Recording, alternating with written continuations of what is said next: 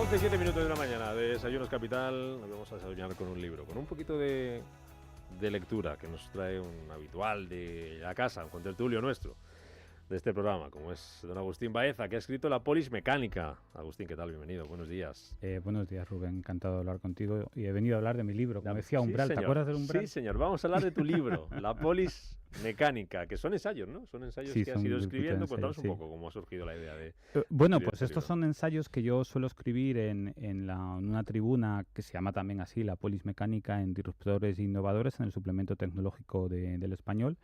Y bueno, hace unos meses me di cuenta que en todos ellos, después de escribir tantos, había como unos ciertos hilos comunes o hilos invisibles que unían los distintos ensayos y decidí, bueno, pues voy a publicarlos, ¿no? Voy a ordenarlos, voy a editarlos, voy a incorporar algunos elementos que digamos, para darle esa unión definitiva y decidí publicarlo así.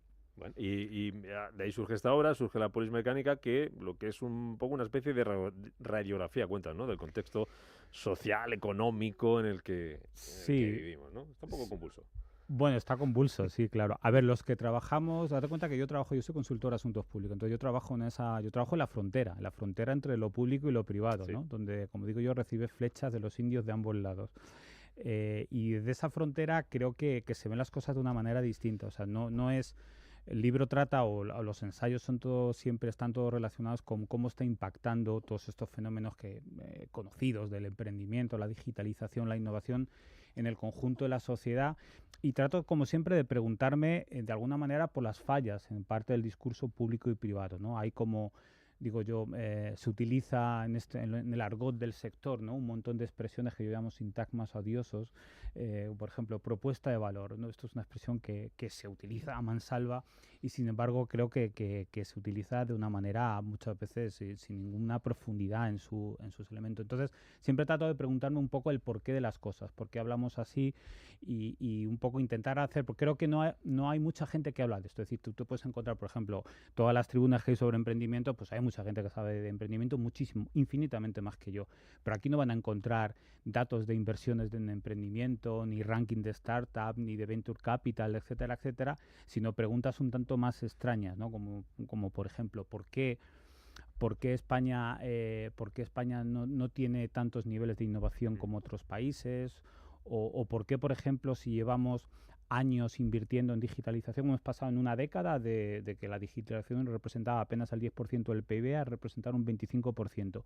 Y sin embargo, en esa misma década, la productividad total de los factores ha caído un 7%. Bueno, pues a mí esto me parece una paradoja y nadie da respuesta a esto, ¿no? Porque parece que todo lo que hay que hacer es digitalizar. Y resulta que estamos digitalizando y la economía no es productiva, sino cada vez es menos. ¿Por qué ocurre esto? Déjame que te pregunte por estas, Sí. porque hay muchas cosas de las que escribes en este libro y quiero preguntarte por alguna de ellas. Emprendimiento y digitalización, porque empieza fuerte el libro. Emprendimiento, una palanca que no termina de activarse, lo llamas. Sí. ¿Cuál es el problema? Pues ahí... Vamos a hacer una cosa, como hay cámara, pon el libro de pie, Sí. vamos a hacer como los que traen la camiseta. Vamos a hacer como la... Ahí, así que se vea, Pues, que se vea. pues es una pregunta que es difícil, yo creo que da casi para una tesis doctoral. Esto es un poco después de mi pensamiento. Date cuenta que yo vengo de otros mundos, vengo de la universidad, del ámbito político, del ámbito institucional, y cuando yo me incorporé al ámbito del emprendimiento, claro, yo no soy ni inversor ni soy emprendedor. Entonces mi mindset, por decirlo de alguna manera, mi esquema mental funciona de otra manera. ¿Por qué creo que no acaba de activarse la palanca del emprendimiento? Bueno, hay mucha gente que considera que el problema es que los impuestos son muy altos o que hay mucha regulación o que no se ayuda a los emprendedores o que no se ayuda a los inversores, etc. Yo creo que las cosas son un poco más complejas. Yo creo que si fuera tan fácil impulsar el emprendimiento, por ejemplo, con una bajada masiva de impuestos, esto se podría hacer. La cuota, Y de hecho yo, que soy como viejo profesor de teoría económica, no estoy tan de acuerdo siempre en que hay esa suerte de palancas funcionan siempre de la misma manera. Es decir, tú bajas automáticamente los impuestos y automáticamente se produce un incremento de producción o no necesariamente es así. Vamos, el contexto social y económico, histórico, cultural importa y mucho. Yo creo que es donde entra, digamos, la razón por la cual el emprendimiento no es una palanca que acaba de activarse en nuestro país y responde a cuestiones históricas, ¿no? Es decir, por ejemplo, tú cuando oyes hablar a gente que gana algo de dinero, porque en el deporte o o le va bien en la vida, etcétera, etcétera, incluso alguien de nuestra familia, de nuestros amigos, ¿qué es lo que hace? Se compra pisos. Nadie está pensando, por ejemplo, en invertir en startups. Dicen, bueno, qué locura, ¿cómo vas a invertir en startups? Sí, eso es muy arriesgado. Bueno, es eso lo que nos ocurre. ¿Por qué? Eso tiene mucho cultural, ¿no? Claro, porque hay unos elementos culturales que hacen, porque, por ejemplo, la inversión en startups se caracteriza por una cuestión muy singular, y es que en el fondo una startup cuando nace no es una empresa, es un proyecto de innovación que quiere ser aplicado en el mercado. Y al principio invertir ahí es arriesgado, mucho más arriesgado que cualquier emprendimiento tradicional. ¿Por qué? Pues porque lo más probable es que eso salga mal. Entonces, por eso hay una serie de inversores especializados que se llaman inversores de capital riesgo o venture o business angel que hacen esas apuestas. Pero es muy arriesgada.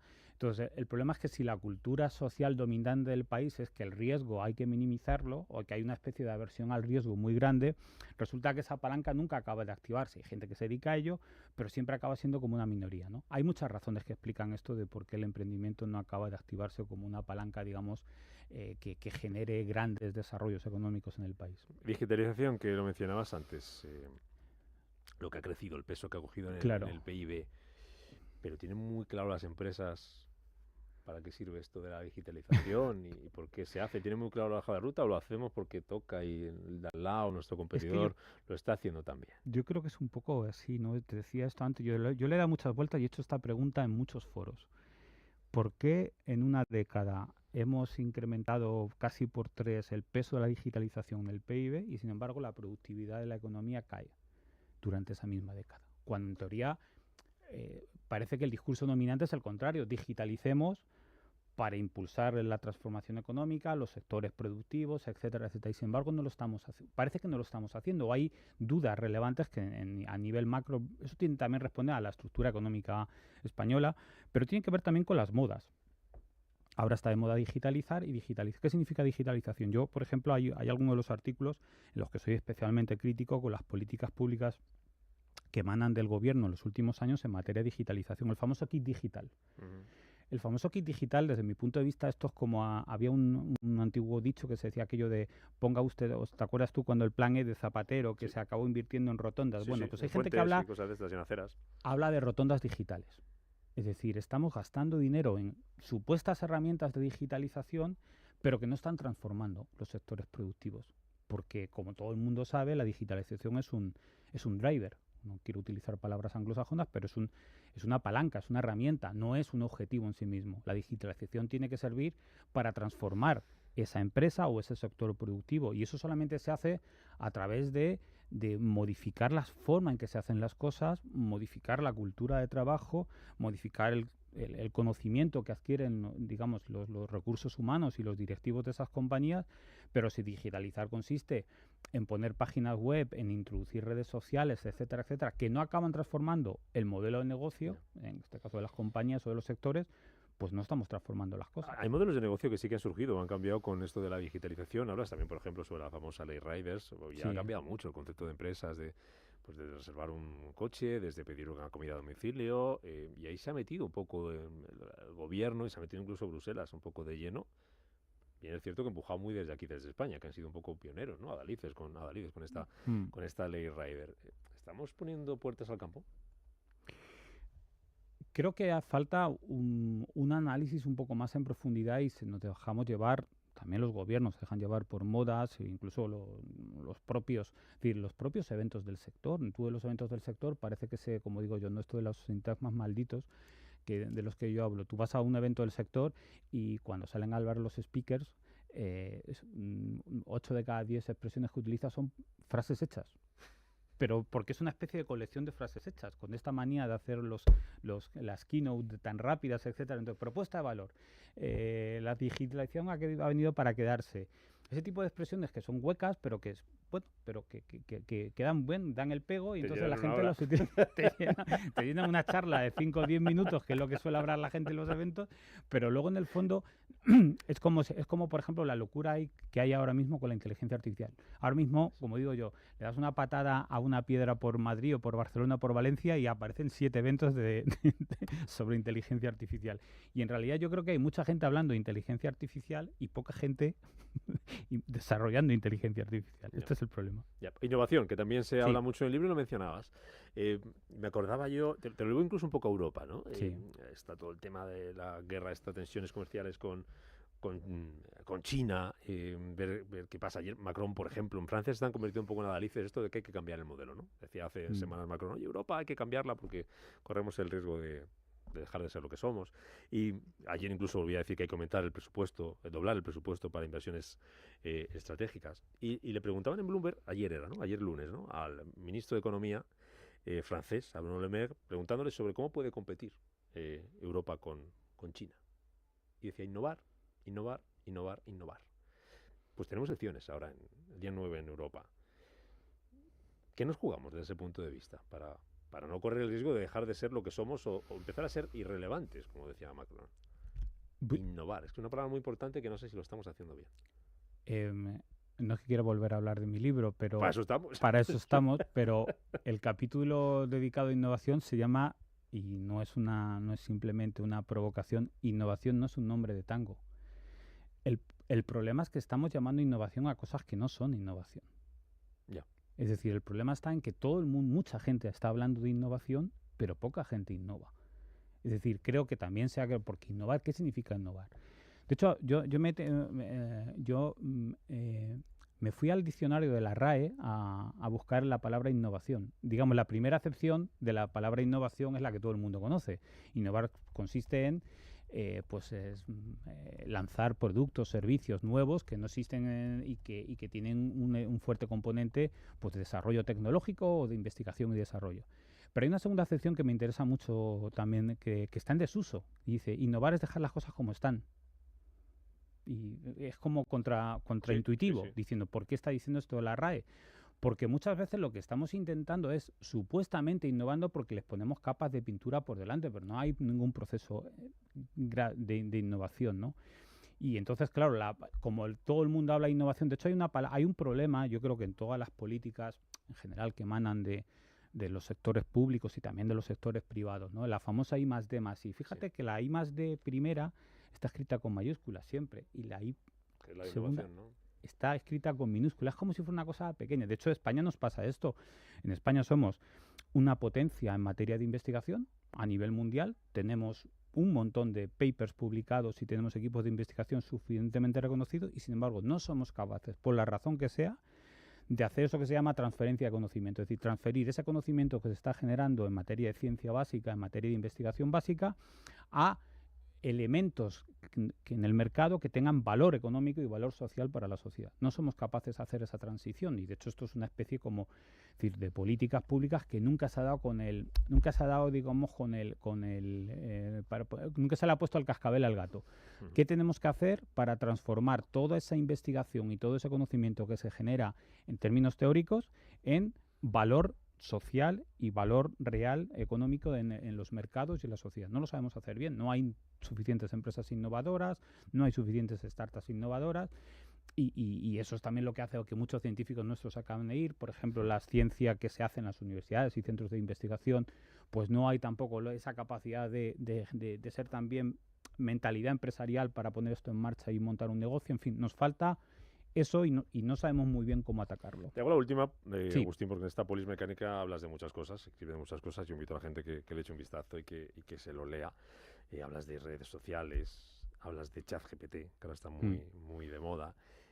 Por ahí quería preguntarte, por la inteligencia artificial, lo que calificabas como la locura esta en la que estamos ahora mismo inmersos. ¿Dónde nos va a llevar esta locura? O dicho de otra forma, ¿dónde nos debería llevar si lo hacemos bien? Que tampoco sé si lo estamos haciendo bien. Hay una cita, esto es muy filosófico porque hay una parte metafísica en el libro, ¿no? Y como todo el mundo habla de la parte más científica, yo cito a un filósofo joven español que ahora es muy conocido, se llama Jorge Freire, que dice algo así como que en una generación de cracks solamente puede hacer crack, que es una manera, creo que hay demasiada gente, insisto, hablando de inteligencia artificial, pero creo que hay poca gente desarrollándola y sabiendo cuáles son también las limitaciones. La inteligencia artificial se ha convertido de hecho hay muchos autores que ya están escribiendo. Hace poco José María Lasalla ha escrito un libro que habla de estas cuestiones. Hay mucha gente que habla de estas cuestiones. Parece que se ha convertido en una suerte de nueva religión, lo que algunos llaman el solucionismo tecnológico. Parece que todos los problemas de la sociedad los vamos a poder resolver utilizando una herramienta tecnológica. De hecho, ahora ocurre, tú te pones a hablar con alguien y le dices, tenemos un problema, y la gente saca su teléfono, voy a ver si hay una app que me lo resuelve. Bueno, esto que suena así un poco, pero es como, parece como funciona la sociedad. Hay una suerte de confianza que casi llega a ser una especie de deidad, ¿no? La deidad de la inteligencia artificial que nos va a resolver todos los problemas que hasta ahora los resolvíamos nosotros y unos cuantos más que nunca hemos sabido cómo resolverlos. Entonces creo que esa dimensión, digamos, muy social, muy ética, donde hay elementos éticos, morales, etcétera, geoestratégicos, porque hay una lucha entre las grandes potencias, etcétera, hacen que se acaba convirtiendo en una especie de permanente discusión acerca de la inteligencia artificial, sobre sus límites, sobre sus capacidades, y creo que en realidad no sabemos muy bien dónde vamos como sociedad, ¿no? Porque hay gente que dice que los gurús te hablan de que en 1 año, 2 años va a llegar eso que se llama la inteligencia artificial general, que va a ser una especie como de Dios, ¿no? De deidad, parece como en las películas, ¿no? Que va a ser capaz de gestionar todo por sí sola. Y hay gente que dice que no, que esto no deja de ser un nuevo hype, como os ha ocurrido a otros en los últimos años en torno a alguna herramienta, y que las cosas poco a poco irán bueno, aplicándose a lo concreto. Hoy en día, claro que hay muchas aplicaciones, de hecho las utilizamos a diario. Hay que recordar que la inteligencia artificial es literal, pura y llanamente estadística. O sea, la inteligencia artificial no es un ser pensante como nosotros, es estadística.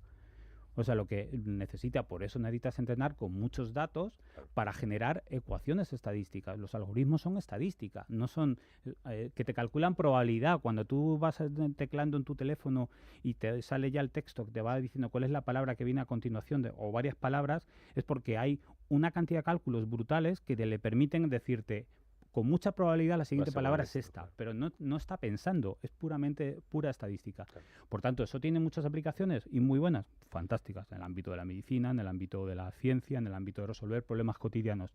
Ahora, pensar en que va a ser una suerte que es un poco, yo creo que de elemento que va a cambiar toda la vida de la sociedad, bueno, vamos a ver si acaba ocurriendo, ¿no? Ahí las novelas, por ejemplo, de Labatut, de Maniac, etcétera, etcétera, habla también de este tipo de cuestiones que son muy interesantes. Cómo la ciencia puede llegar a ser perversa. La ciencia, algo que vemos como innatamente algo bueno, positivo, ¿no? Puede llegar a ser un elemento... Y sobre todo yo creo que hay que pensar hacia dónde vamos. Y yo acabo con esto. A Kennedy le preguntaron, a John Fitzgerald Kennedy le preguntaron cuando, en una rueda de prensa, cuando anunció que para el final de esa década, él no lo llegó a ver, el hombre pisaría la Luna y sería Estados Unidos el primer país que conquistaría la Luna, e invirtió una cantidad en ese momento gigantesca de dinero con el que se podía resolver todos los problemas de la humanidad. Le preguntaron que por qué íbamos a la Luna, qué había allí tan interesante. Y Kennedy contestó, vamos para demostrar que podemos ir. No había una aplicación directa, había decir, bueno, vamos directo, buscando, ¿no? Algo. No, tenía que ver con la lucha geoestratégica en aquel momento con la Unión Soviética, pero este elemento, digamos, un poco como irracional, es decir, a veces queremos hacer algo simplemente para demostrar que se puede hacer, aunque de paso nos carguemos unas cuantas cosas por el camino, creo que es lo que nos debería hacer a veces reflexionar sobre si tenemos que pensar más hacia dónde vamos y cómo lo estamos haciendo. Yo espero que nos sirva. Bueno, aquí tenemos muchas ideas en este libro, La Polis Mecánica, escrito por Agustín Baeza, colaborador de esta casa. Es un placer tenerte por aquí un poquito más tarde que otros días. Muchas gracias, Rubén, por la entrevista y encantado como siempre. Seguimos hablando, Agustín. Gracias. Mil gracias. Un saludo. Fundación La Caixa ha patrocinado este espacio. Búscate